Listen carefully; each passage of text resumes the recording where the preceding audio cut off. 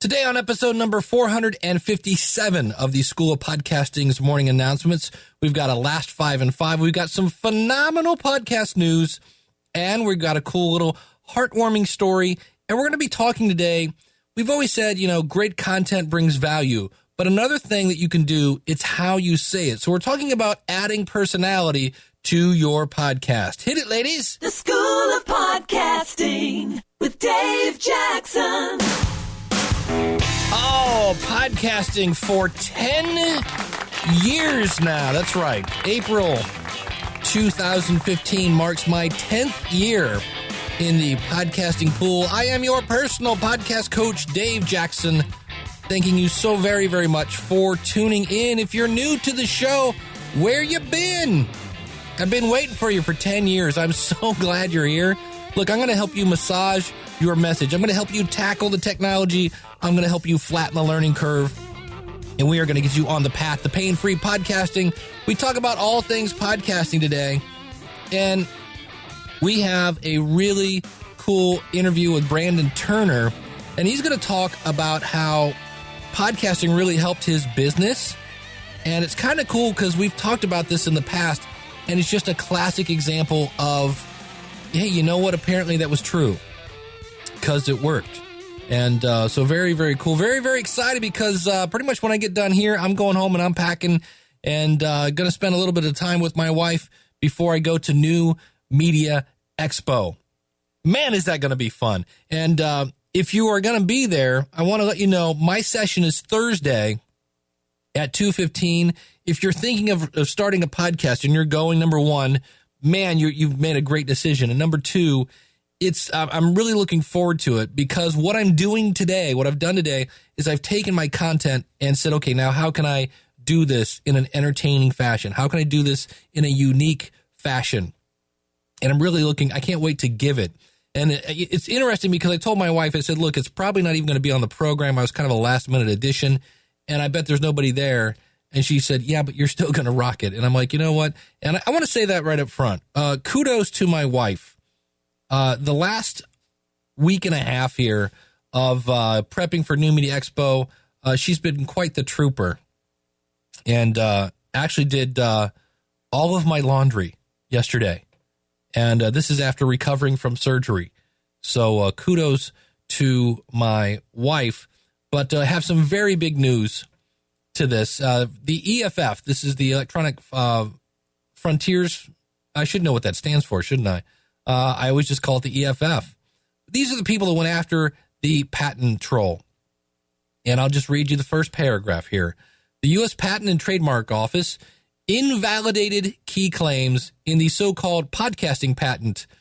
This is April 10th, today, after a petition for review. Here it is, the Electronic Frontier Foundation. A decision that significantly curtails the ability of a patent troll to threaten podcasters big and small.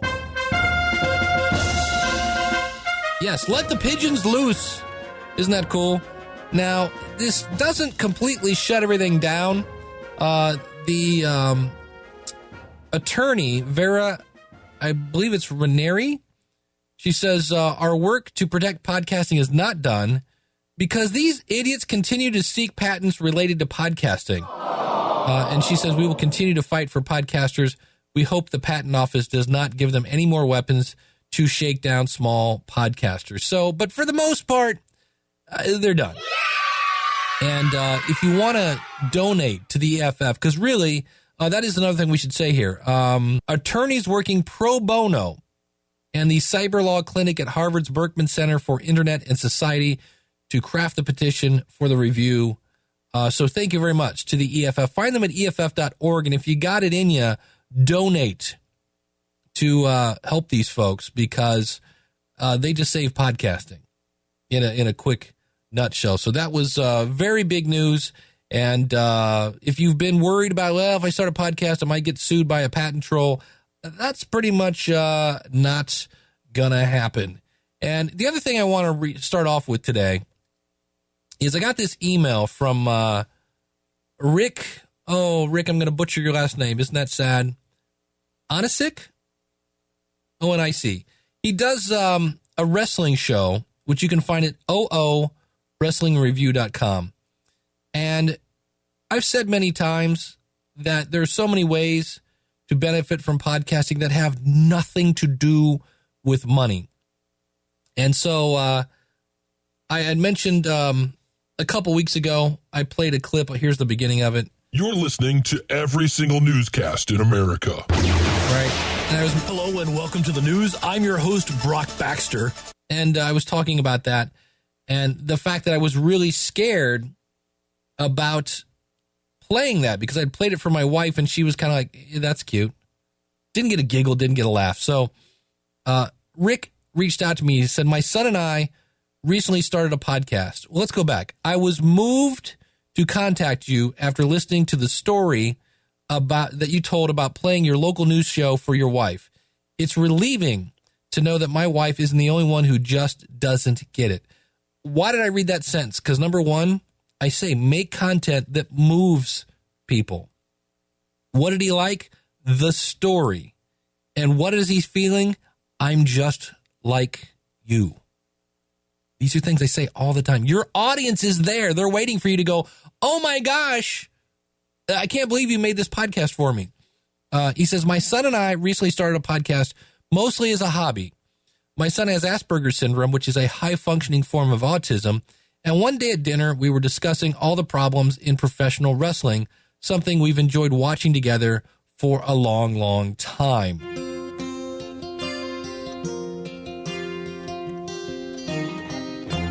No music yet. No, we can't. No, stop that. Stop it.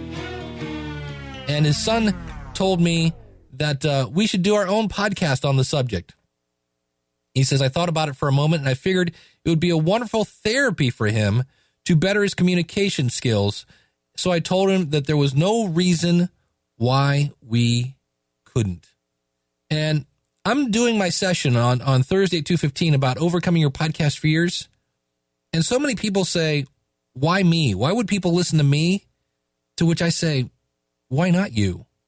You can talk. You can press record, right? So they set a goal 5 weeks out, and we haven't looked back since. He says, after the date was set, I came across your podcast on Stitcher, and I listened to a few episodes. Actually, I've been listening ever since. Your tips and suggestions are always very helpful and cause me to think in ways I hadn't before. Again, that's my goal here. As an educator, I help people understand technology. It's what I do, and I'm always trying to help you make your show better and inspire you to launch your own podcast, hopefully using the School of Podcasting. But by all means, just get out there and do it. And he says, we began planning the show well before we ever looked at equipment. Good for you. My son was a little miffed when I made him sit down and work out a weekly format with me, but I explained to him that he would be very happy to have the format in front of him once he hit the mic. And the beauty of that is, of course, if you ever want to change your format, tell them Ryan Parker of foodcraftsman.com. No one will punch you in the face. That's right. You can always change your format later. He says, so we solidified the format, choose how we could make our content stand apart from the plethora of options out there, and only after that did we look at equipment. Man, are you guys headed on the right path here. We purchased a mixing board, some microphones, and good headphones because we wanted to hit right away with a nice sound. Beautiful. Since we were not sure what other issues we would have with our voices, we did not want to make it worse with cheap sound quality. We spent time building our website at oowrestlingreview.com. So that's OO. So it basically looks like Ooh Wrestling Review. So we would have a self-hosted place to launch from. He says that actually helped us with defining what our show would be, and it gave him great experience on the technology. Now we divided the duties. It's a lot of work to put out a show that we think is worth listening to. I'm going to read that again. It's a lot of work to put out a show that we think is worth listening to, but we both agree it's the most fun we've ever had. No music. I can't play that song. It's not legal. Stop that. Stop it. He takes care of the wrestling event notes as we watch, and he compiles them into a nice format that we can have in front of us while we record. He says, I handle the news and the Indie of the Week research. Isn't this cool? Anyway, to get to my point about your wife's comments, since we currently have no sponsors, we decided to make up our own and have fun with it. For the past couple of weeks, we've been separately producing commercials, in quotation marks, to open our In the News segment. My son and I can listen to these all day and crack up each time. But when I play them for my wife, I get crickets. Nothing. The best response so far has been, well, that's 2 minutes of my life I'll never get back. Now, we know Mom doesn't share our sense of humor, so it really doesn't discourage us. Good! You let your freak flag fly, my friend. Actually, she's a good barometer because if we ever actually do get her to laugh, we know to use it immediately. Oh, wait, I'm sorry. We know to delete it immediately. We'll be posting our 3rd episode this Sunday, and we're learning more each and every week. Thanks so much for the information you share, Dave. You're touching more people than you know. So I've said this before, and you and I know it's not always about the money. And here's the cool thing. Think about this. When his son is grown, he's going to have those recordings to always look back, and they'll always be able to go back to the time when they're making fake commercials, down in the basement next to the water heater, wherever they're at. And I just love that story. Can you see the father and son laughing with their microphones and their headphones on? So think about that. Now, this could be something you could do with your whole family. There was a article, this is probably late 2008, about a guy and his 2 young daughters that were beating things like Nickelodeon and Disney, and it was like a kids' tech show. And it was huge, and that was the whole story. It's like they were all these big networks, and here was this, father with his 2 kids creating this phenomenal content out of his basement or his den. And so I just wanted to share that. I love that story. And as much as everyone's talking about, making money with your podcast, there are other ways you can benefit that you just can't put a price on.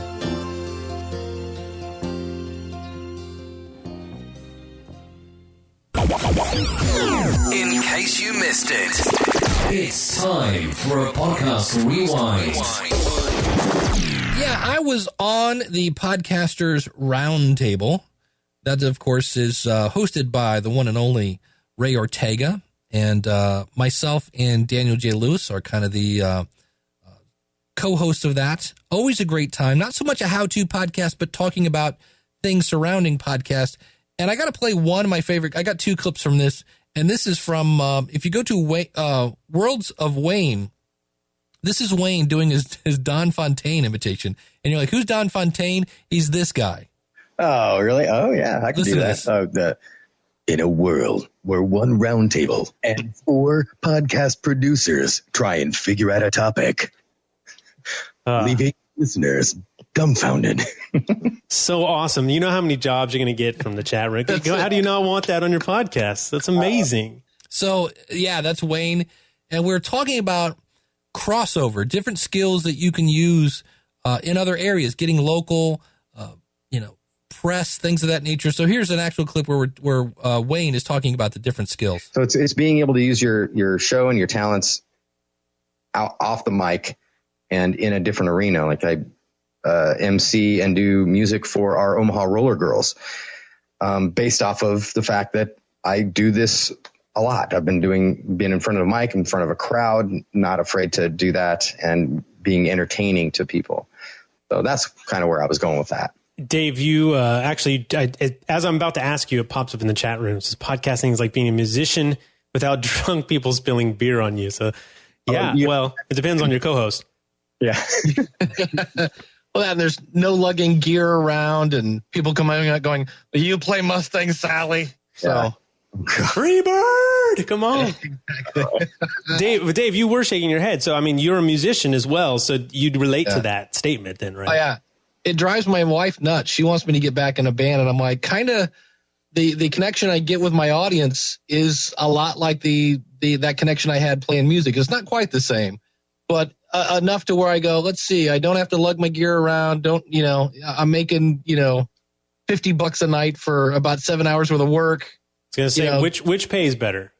Yeah. Getting home, smelling like God knows what, it's not a fun time. And it's, when I had the passion for music, I did it, and this has kind of replaced it. So, and that's not to say I still wouldn't jump at being in a band. There is nothing, I think, that beats just having a whole group of people and just politely, in a cool rock and roll kind of way, just punching them. Speaking of punching people in the face, just blowing people away with my guitar. But podcasting comes really, really close because there are no drunk people spilling things on me. So, check that out, podcastersroundtable.com. Corey Finneran of Ivy Envy Podcast and, of course, Podcasters Group Therapy. He was doing some great things with the Chicago Cubs. He was down in their spring training and actually got to basically run sound for a day. A lot of cool things where you can take the skills of podcasting and apply them in other areas. And again, you'll just be amazed at the doors that will be open. Joining me, I found this article in entrepreneur.com. It's from Brandon Turner, who now joins us via Skype. You can find him at biggerpockets.com. And the article, if you're a regular listener of the show, I love Because of My Podcast Stories. And there was a giant article that just screamed Because of My Podcast. And I was like, got to get Brandon on the show. So, Brandon, thank you so much for coming on the show. Hey, David, thank you so much. Is it David or Dave? What do you like better? Anything but Davey. Only my brother can pull that off. But all right, Davey, let's all right, David, let's do this. Yeah, that article got a lot of good response, and it was just kind of the truth of what podcasting has done for us as a business, and it's been kind of a fun journey. Well, let's go back to the very beginning. What made you decide, hey, maybe we should do a podcast? Sure. So I listened to a lot of podcasts before that. I mean, not a lot, but a few. There's a few, ours is a real estate show. It's all about real estate investing, people who want to, find financial freedom and quit their job and flip houses or be a landlord, all those kind of things. So and that actually is what my background is. I am a real estate guy. I bought a bunch of rental properties, and I found podcasting when I would take road trips. I'd listen to these podcasts, and I thought, man, this is such a cool way to learn. And then I got into internet marketing, and I connected with Pat Flynn over at Smart Passive Income, and started listening to every one of his podcasts, and I realized the tremendous amount of connection that I felt with Pat, especially listening to his show. I felt like he was my closest friend, and the guy had never met me, right? And I was like, wow, this is powerful stuff. And that guy does good stuff on his side and is making lots of money, and so I thought, hey, why don't we start a podcast here on Bigger Pockets? Normally, I bust into an interview. I normally interrupt my own interviews while I'm playing the back for the folks that are listening now. But you just did something that I always love to point out. You found a podcast and you went back and binge listened. Yes. And that is something I always tell people. If you give people value, they're like, oh my, it's like eating, I don't know about you, but when I go to Olive Garden and they give me 2 mints, I cry because I'm I eat the first mint, I fight my wife for the second one. And then from there, I'm always like, maybe we can get, something to get more mints because you just want more and more and more. I love the fact that my wife absolutely despises chocolate. So I love that. I mean, guys complain, if their wives don't like chocolate because Valentine's Day is hard. But man, I get double the mints every time I go to Olive Garden. It's fantastic. Excellent. Yeah. So yes, I binged. I grew up in Minnesota. I live out here on the West Coast now, near Seattle, and so I drive back and forth to Minnesota at least 2 or 3 times a year. And I would just get in the car. It's a 30-hour drive there. I would listen nonstop from the time I left to the time I got there to a podcast, and then the entire way back too. So I know one trip I listened to, I think it was 25 or 30 episodes of the Smart Passive Income podcast in one shot, just because I was just obsessed with it. So yeah, good stuff. Well, Pat's a great guy. He's the keynote speaker at New Media Expo, and I've had him on this show, so he's a great guy. You have a great point here that you kind of just started it off and you wasn't sure what was going to happen. And in the story here, it mentions you gave out some numbers. You're averaging about 45,000 downloads a week. And the fact that it's a great kind of way to think about this. That's more than the capacity of most Major League Baseball parks. So when did you start? Because I know they mentioned here that it's been downloaded almost 5 million times at this point. When did you kick into gear? Yeah, our first show came out in January of 2 years ago. So what are we in now? 2015, so 14, January 13. Yeah, so we've been going just over 2 years now. Our first show, we had a few hundred people download it. It wasn't that big, to start with. Just kind of, it compounds on itself, which is kind of exciting. Yeah, that's the thing. Every time you release a new episode, your monthly totals kind of go up automatic because, again, people are binge listening and checking that out. And so one of the things it says is, I always think this might be an issue with podcasting is so many people consume it on their phone, but you're actually driving traffic back to your website. I know in the article it mentioned how you saw your stats go up on your traffic. Are you doing anything, any kind of call to action to get people back to your website? I think, we do a little bit, obviously, hey, like if we mention an article, we'll say, hey, go check out the article here. And at the end of the show, we always say, don't just listen, but actually get involved, engage, become an active member of our site. But I don't think that's what did it. I think what it was more of podcasting gave Bigger Pockets a personality in that beforehand, it was a website that people knew. I mean, I grew up, I didn't start the site. I came on later. I'm the VP right now of some title, I don't know, we made up, but I grew up on Bigger Pockets in my investing career. So I found the site when I was 21, and I used it to become a real estate investor and to quit my job and semi-retire at like 27 years old. And so Bigger Pockets had a huge impact on my personal life, but it had no personality. I didn't know who ran the thing. I didn't know anything about it. I just knew that it was a cool website with lots of good information. So the podcast gave Bigger Pockets personality, which then brought people back over and over and over. So our time on site, over the first 6 months or so that we had the podcast, I think our time on site probably doubled, from somewhere in the mid 2s to over 5 minutes now time on site. And, number of page views went up, uniques went up, everything just went up. And there was a lot of factors that played into that, but I think the podcast was probably the number one. Yeah, that is. And that's a metric that always seems to go up because people are listening there. A lot of people listen on their phone, but if they Google you and they come to your post and, what's this play button? And now they're going to sit there and listen. So that's going to go up for the time on page. And depending on who you talk to, Google likes that, makes it, they're looking at that analytic and going, well, if that person's staying on that page longer, there must be some value there, and they're more likely to then bump you up the rankings, which is kind of cool. That's a great point. I never thought of that before, but I think you're 100% right. Yeah, and then this is one of my favorite things in terms of generating leads. You say here that when people come to you now and you say, well, how did you find out about us? You're now saying about 7 out of 10 are saying the podcast. Yeah. We have a lot of members that join the site. Several, I think we're up to like 500 or 600 a day now that are joining. I mean, these are free members. These are all free. They join the site, they start interacting, and a lot of them will introduce themselves to the community. And I would say, 7 times out of 10, if not more, people say, I found you guys through the podcast. I heard your podcast and decided to finally jump in. I've been listening to the podcast for months and finally decided to make a member or, make a profile and jump in. And so, by far, it's the number one driver of traffic to our site. I mean, obviously Google and SEO drives a lot of people, but of people who actually join, 7 out of 10 of them say that they joined because of the podcast. Yeah. And that's, who doesn't want to quit cold calling, right? That's a beautiful thing. Exactly. Awesome. Well, the number 2 thing you have here in the article is if you can kind of expand on how this is helping you build relationships with your audience. Sure. So, I mean, in one regard, there's obviously the one directional thing, right? Like they listen to me, they feel like they know me better. And I think I even made like kind of the comment in this article. Everybody says the same thing to me all the time. It's like, Brandon, I feel like I know you. They email me and they say, I feel like I know you. And then I go to our live events. We just do like meetups at, bars around the country all the time. And I go to these things and they say, oh, it's so weird to talk to you because I feel like I know you already. And, when I first met Pat Flynn, the first thing I said to him was, Pat, I feel like I really know you. Like I was just that guy because it's exactly the feeling you get by listening to a podcast. You feel like you know them. But as cool as that is, that's kind of one-sided. But at the same time, every time I meet a person, I feel like I know them. Because in order for them to listen to hours and hours and hours of me rambling on and talking about real estate, they have to be of the same mindset as I am. Like they have to be interested in the same thing. And so it really solidifies that culture maybe and kind of created a culture at Bigger Pockets that we're all kind of the same, I don't know, the same mindset, but I guess it's that. I always say like-minded people. Yeah. And what's kind of cool is if you're a cool person, and obviously you are, you tend to attract cool people. And so everybody, when I go to these different podcasting events, we all sit around and we're all none of us take ourselves too seriously. We're kind of sarcastic. We like to have fun, and we all geek out on podcasting. Tell us a little bit about your website. Now, I know you have a pro membership. So what's the membership about?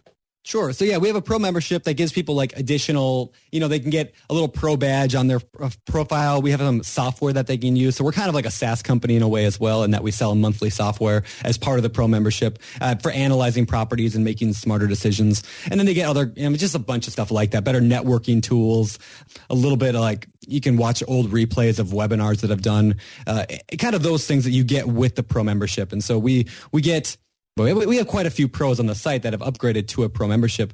And the podcast, like I think I said in the thing, is the number one reason people upgrade to pro as well. Yeah, you said you went and asked your pro members, how did they discover your site? And 95% of them said they upgraded because they listened to your podcast. Yeah, we do an exit survey when they upgrade after the credit card page. They pay the money, they join Bigger Pockets Pro, and then we hit them with this questionnaire. It just says, "Do you listen to the podcast?" And I would say that 95%, if not greater, of them say yes, they listen to the podcast. Now, again, like it doesn't necessarily mean the podcast is everybody that listens to the podcast is going to be a pro, but everybody who's a pro listens to the podcast, and I think that's fascinating. And the beauty of this is, when somebody hears this, wow, 95% of the people, this guy must just do nothing but pimp his pro membership throughout his entire thing. And I understand that is not the case. It's not. We hardly mention the pro membership on our podcast. I mean, we have like a section at the beginning of the podcast where we say it's our pro benefit of the week, and we say this week of the pro benefit of the week is you can upload a video to your profile. All right, we move on. It's maybe 10 seconds per episode or 20 seconds per episode that we even mentioned the word pro. But what I found is, so I switched, so I added from podcasting, I added a webinar every week. So I do a live webinar, and that is when things just took off, especially because all of a sudden, all these people have been listening for years and building a relationship with me and like getting to know me. All of a sudden now I'm live in front of a camera telling them about this cool thing called Bigger Pockets Pro. It was like a no-brainer for people, and our conversions just went through the roof and exploded because of that. And again, every single one of them, pretty much everyone that comes to a webinar listens to the podcast. Awesome. So the podcast brings them to the webinar. The webinar then basically brings them on home. That's awesome. So yeah, cool. Yeah. It's just part of a funnel that we never even thought of when we started this thing. I mean, like we didn't know what we were doing. I remember thinking I had a goal that within 12 months, I wanted to be in the top 10 of all business podcasts. I said within a year, I want a top 10. And the first week we hit like number 6. And it was like, obviously we had the new and noteworthy some helping us, but we've consistently stayed in between 6 and 20, depending on the week. So it's been pretty cool. What have you been doing to promote your show? We do a newsletter to all of our members twice a week. Now I think we're up to 3 times a week now. So we just send out a newsletter of all the best, forum conversations, all the best blog posts, all the best kind of conversations happening around the site. And in there, we always feature at the very top a link to the that week's podcast. And we're very, very consistent. Like we have, we're very consistent in everything we do. And like our podcast comes out every Thursday morning. We've done it for 2 years, 2 months now, and not missed one day yet. Every podcast is pretty much the same format.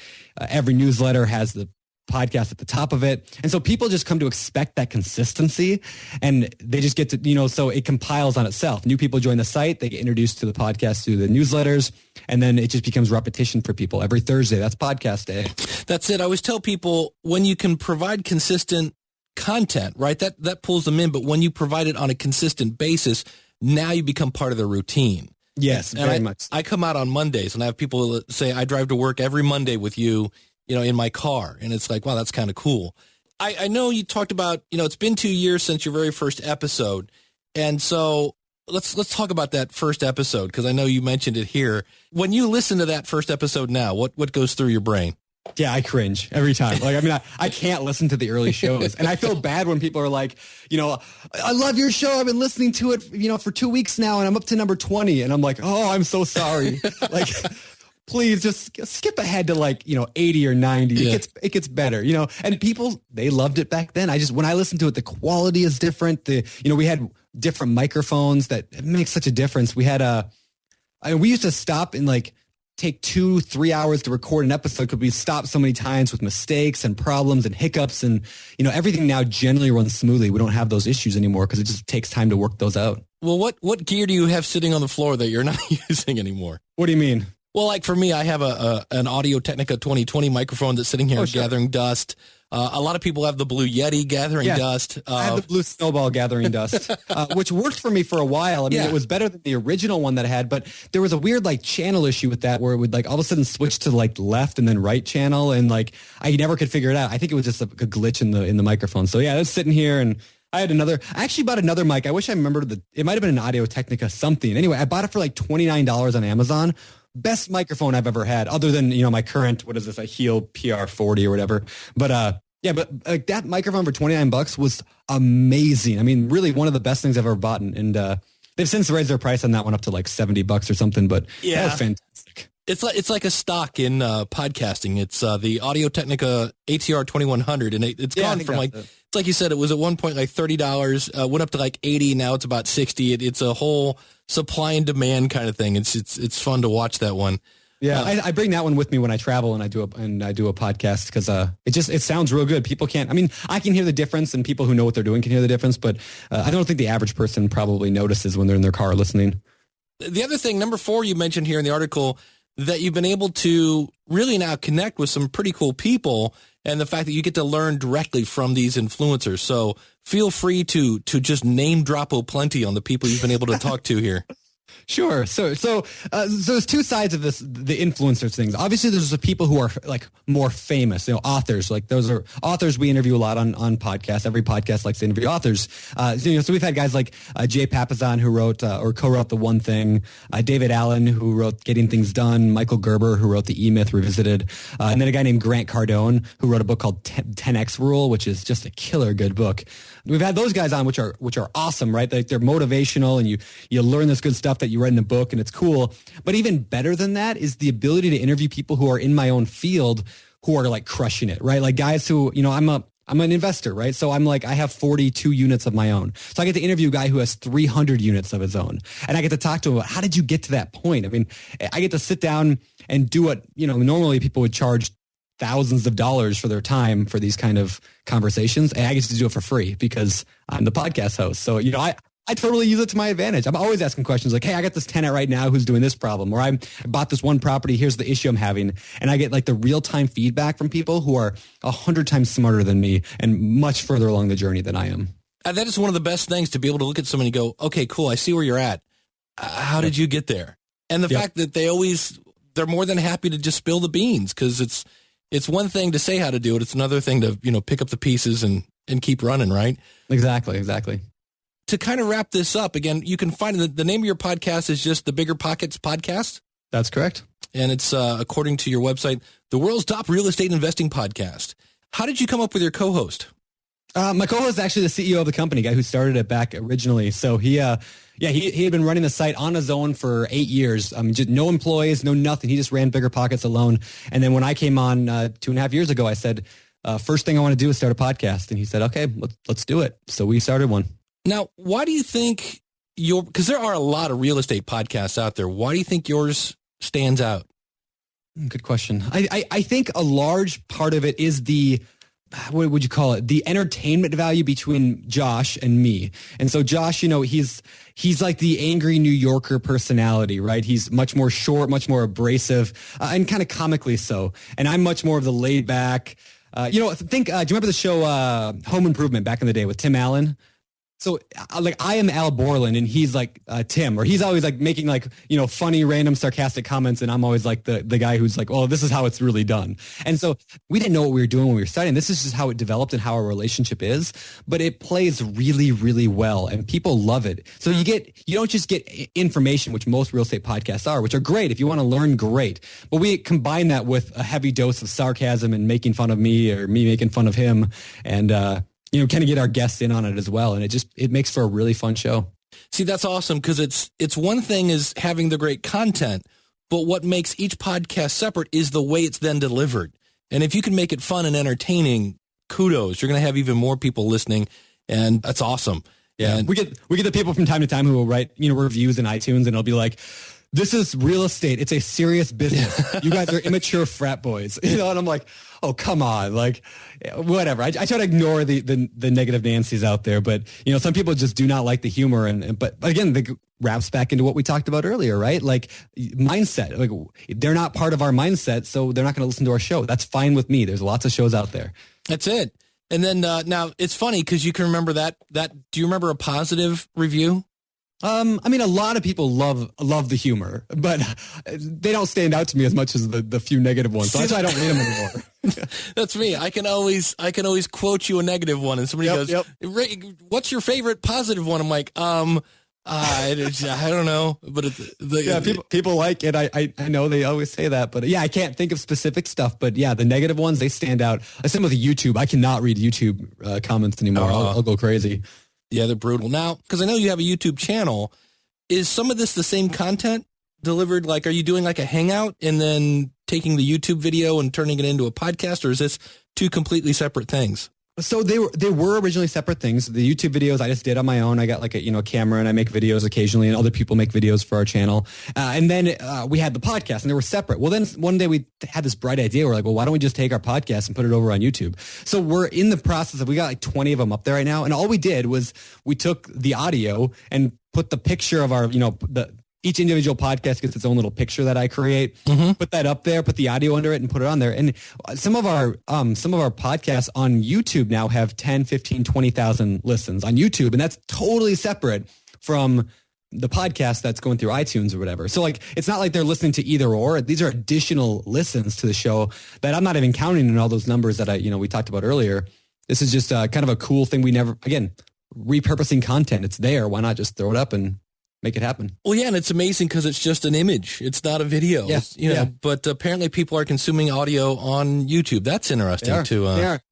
And we are starting to record video as well. Like, we're using Skype with like eCam call recorder, and they let you do video. So we're recording video now. We haven't started uploading many of them yet because, that takes a little bit more work. Right now, I just have my virtual assistant pull the audio, put the video up, and then, make it easy. But pretty soon we're going to start actually doing the video, the actual, interview video. And that should help quite a bit too and get even more views. Well, what were some of the things when you first launched, looking back? Anything you can think of that you're like, boy, if I were starting again today, I would do this different? Good question. So one thing that we started doing is looking at what other successful shows have done. And I don't mean podcasts, actually. I think of I started watching Live with Michael and Kelly in the morning, right? Like it's on I don't know. Is that ABC? I think that has it. It's like the morning talk shows, right? I started watching them and watching what they do because, they are exactly doing what we're doing. They're interviewing people. They have a little bit of, BSing time in the beginning and they're doing exactly what we do. So I started watching what they do and I noticed things like they have these little things that they do every single show that are the same. Like we're going to spin this wheel and you can win this one prize. They do it every single solitary episode. It's that consistency. So we started adding in little things like that as well over time, like the fire round where we fire a bunch of questions at them and the famous 4. It's the same 4 questions we ask every guest. And the quick tip at the beginning and the pro tip. So we started adding these little segments in that are consistent across every show. And people love that because it gives structure to the show and gives people a thing to expect. And I learned that from watching, the morning talk shows or even, late night talk shows. It's kind of cool so I guess if going back, I would do more of that. I would probably research a little bit more up front on how the professionals do it and then taking those ideas and started from the beginning with those rather than developing them over time. And did you have any kind of radio background or any kind of geekiness in your history? A little bit. I was always kind of a computer nerd, I guess. Okay. But I never did anything, nothing with podcasting. I actually was kind of terrified of like public speaking and this whole thing. I didn't even have a computer like 4 years ago. I didn't even own a computer for like a solid year. So I kind of learned everything in the last 2.5 years, I learned pretty much just from reading blogs and listening to podcasts. And then jumping on in the water and seeing what happens. It's like you said. And well, Brandon, thank you so much again. And just for the record, you are the VP of growth. Yes. Though that might be changing again. Okay. Though we just hired a growth hacker. So now it's like, we can't be VP of growth and director of growth. So now I'm like, well, what do I want to be next? And I don't know. I'm thinking janitor might be a good title. I like that. You get a lot of keys. There you go. You can find Brandon over at biggerpockets.com. Brandon, thank you so much for coming on the show, buddy. Hey, thank you so much for having me. This was awesome. There he is, Brandon Turner, biggerpockets.com. Brandon, thank you so much for coming on the show. If you go to schoolofpodcasting.com/457, I'll have links to everything we mentioned today. He mentioned webinars, and there's a great program called RunClick. If you go to schoolofpodcasting.com/RunClick, this is a one-time fee. I know everybody's into the whole webinar jam and things like that. It's a one-time fee.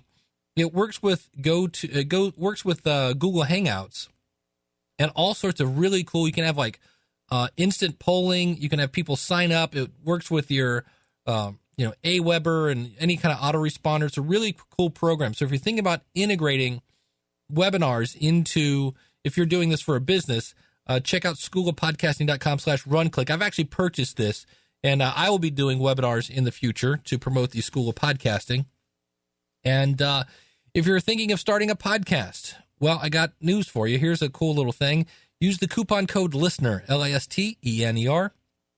That'll save you off your first month when you go to schoolofpodcasting.com. Also, if you don't have a website yet, send me an email with the phrase Quick Start in the headline, and I'll actually give you a month for the School of Podcasting at the School of Podcasting, I guess you should say, because you're going to use my affiliate link to order your web hosting. So I earn a commission, you earn a month at the School of Podcasting, plus I will actually install WordPress for you, and that's kind of a win-win.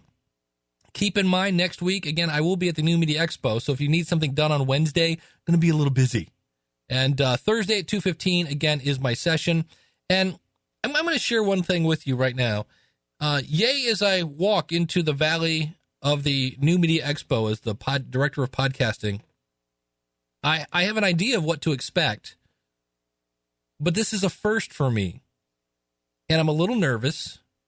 I don't think it's going to be as bad as I think it is, but it's going to be, a little scary. It's the unknown. And we have this whole NAB thing. It's the unknown.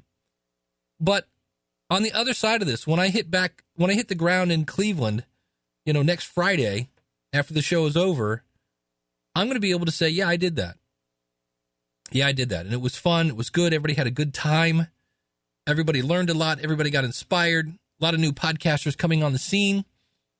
And, but I would be lying if I said I'm not the least bit nervous about this, because it's new. And if that is you and you're nervous about starting a podcast, I will be talking about this in the future. I'll probably share some of my talk here on this show. So in the event you can't make it to the expo, but, we grow by stepping out of our comfort zone. And when you're ready to step out of your comfort zone, you do have the skills, trust me, to create a podcast. Come and see me, schoolofpodcasting.com. Use the coupon code LISTENER. And if you're going to be around and you want to help me at the expo, I'm going to need people to kind of check on rooms, make sure that the speakers are transitioning properly. And I might need somebody to help me go around and press record on a bunch of things. Please contact me, because I know a lot of people said, hey, let me know if you need help. Well, I'm letting you know that I need some help. And I'd like to have a big old crew so that we all don't have to do a whole lot. So let me know, Dave at School of Podcasting, on that. And if you're a speaker at the New Media Expo, please let me know as soon as you hit the ground, and I'll be in touch with you there. So hang on, kids. New Media Expo right around the corner. And we'll see you next week with a wrap-up of how it went. Until then, class is dismissed. Take care, and God bless. If you like what you hear,